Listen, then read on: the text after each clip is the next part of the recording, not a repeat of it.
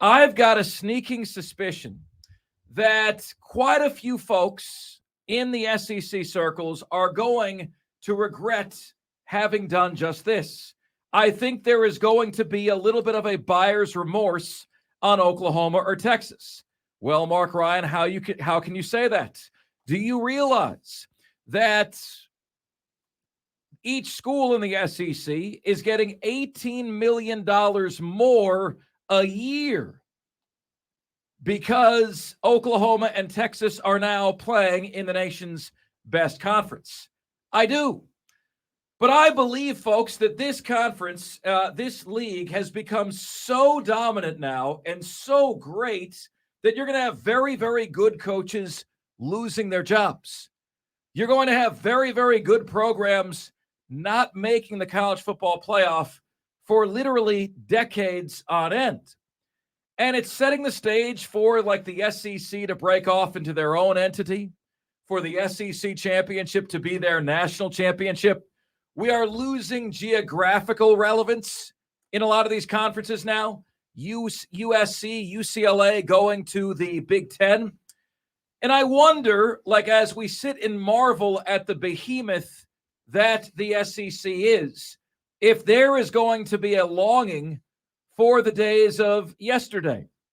It's not only us, it's not only the SEC stalwarts, it's not only the old school SEC schools that are realizing this. On OU Insider, Sooner Chris wrote the following: is this really what we want? How is this great? Just more losses per season and fewer conference championships. Is this what we want? Looks terrible to me, but the TV networks have bamboozled so many into thinking the TV interest is also your interest. It's not. Every single one of these schools has subscribed to the bigger is better notion, Diesel. And more is not always more. Sometimes less is more. And I think, if Florida looks up and hasn't made the playoff in 30 years, there's going to be a big feeling of regret that we decided to be greedy and just hoard everything to ourselves. Look, for programs to be dominant, they're going to need teams to beat, and there are going to be a lot of fan bases of a lot of proud programs who are used to winning 8, 9, 10, 11 games a season, who are now going to be winning 6, 7, 8, 9 games a season, and they're not going to like what they see. These are fan bases that like winning. And when you've got fan bases that are used to winning and all of a sudden they're losing, that's when you get disgruntled fans. That's when you get attendance drop. And you're going to have universities firing quality coaches who just can't win the most brutal conference ever devised. And they're going to be going to other conferences.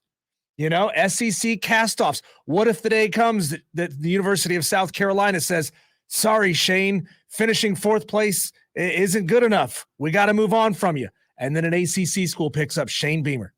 And think how good Shane Beamer could be if he was actually in a conference where he could go out and shine and dominate and win on a big scale. Billy Napier, fine quality coach. University of Florida could move on from him, say, man, what you're doing isn't good enough for us. And he's going to take a Big 12 job, or he's going to take a Pac-12 job or an ACC job. It could happen. Diesel, there's a lot of jumping off points here. I'll piggyback with a conversation I'm having right now on Twitter with a guy by the name of Orange Tiger 1995. Agree or disagree, we appreciate all of our followers. And I said yesterday, Diesel, and you sent me a tweet today, Diesel, that I think was basically in agreement with what I said. The Florida schedule that was released for 2024 is going to go down as the most brutal schedule in the history of college football. They play 11 out of 12 games, 11 are Power 5 opponents. They have Miami, who's going to be a top 15 team. Florida State is going to be a top 15 team. UCF in year 2 of the Big 12. They've got Kentucky, LSU, Ole Miss, A&M, Georgia, Tennessee, and Texas on the same freaking schedule. In baseball, they call it a murderer's row. Everybody thinks this is a great idea. And I said, this is the hardest schedule in the history of college football. They're treating us like we're Jason Bourne. Remember that movie, The Bourne Identity? And they're determined to kill us. And they're going to be successful. And Orange Tiger says, he's a Clemson fan. He goes, not really, Mark Ryan. About 4 of those teams on the schedule will go 8-4 or better. The rest will be 8-7-5 or much worse. And I said back to him, I said, well, we learned last year that a 7-4 SEC team, South Carolina, was better than a 10-1 ACC team, Clemson. And he says, if you're referring that South Carolina beat Clemson, you're obviously correct. What does this have to do with your post about the most brutal schedule in the history of college football?